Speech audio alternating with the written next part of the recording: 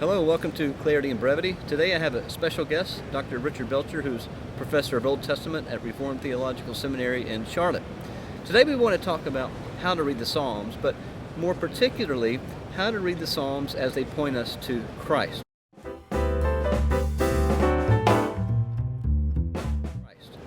So, Dick, you've written a book called The Messiah and the Psalms.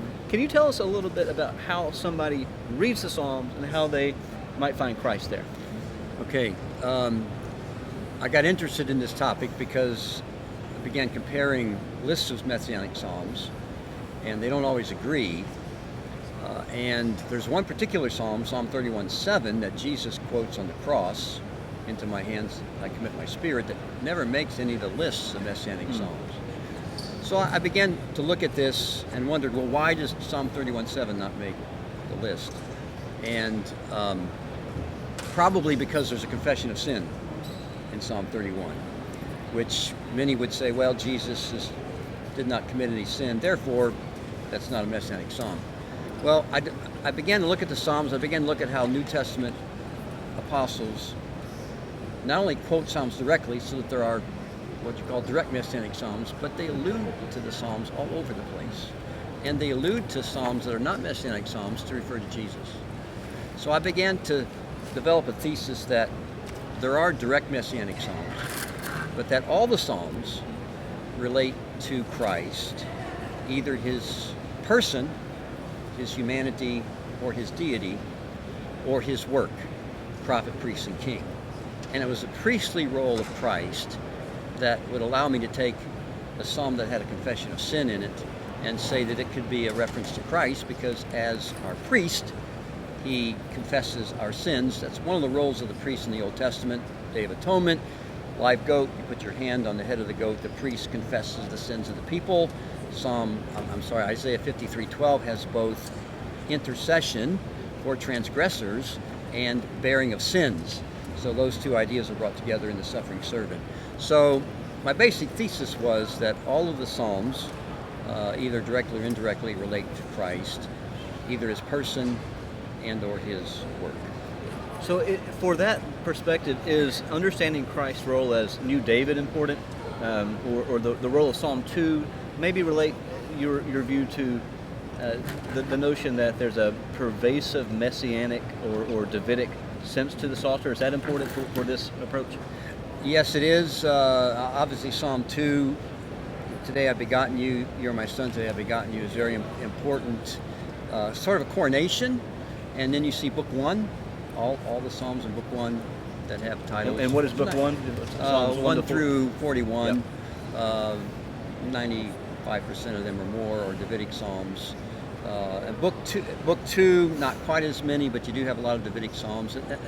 And I think Books 1 through 3 are primarily pre-exilic. Not all of them, but and focus more on David's role, which obviously David would be a type of Christ.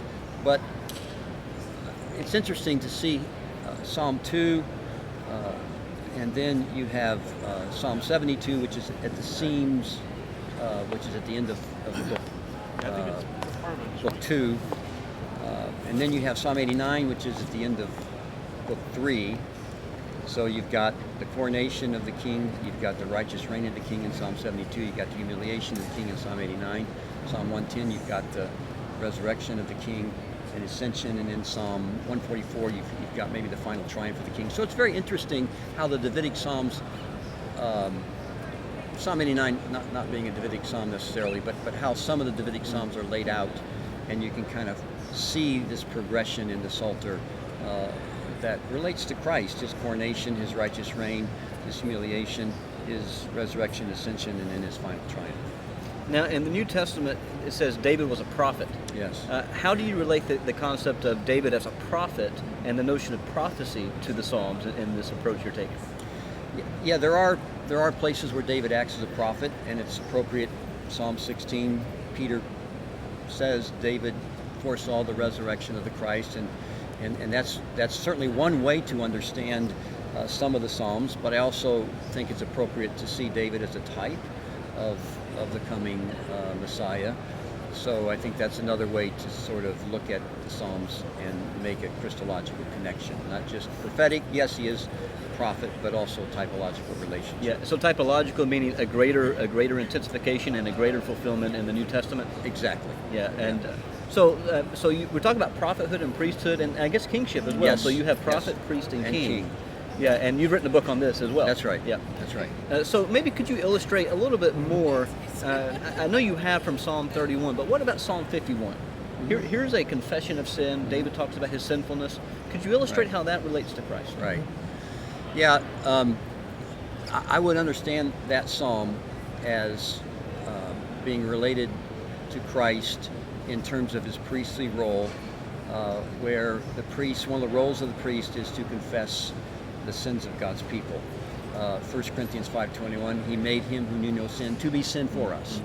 Christ obviously had no sin of his own, but he took upon himself our sin, and I think part of his role is to confess our sin, bring our sin into before the Father, and plead the case of his death for us.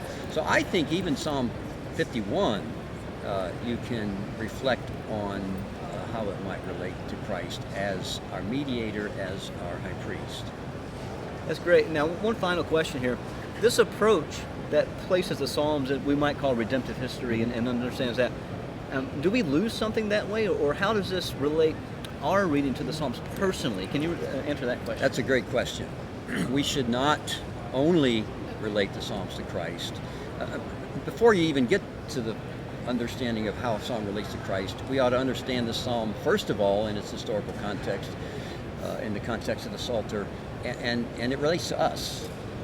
The Psalms relate to us. They are our prayers, they are our songs, and they should be our prayers and our songs. But beyond that, I think you can argue that they're the prayers and songs of Christ as well. So it's not an either-or situation, but it would be a both-and situation. No. So they relate to us, they relate to our struggles, they relate to our suffering, they relate to our blessings and victories, but they also help us to see how Christ has fulfilled a lot of those things. Thank you, Dick. Great.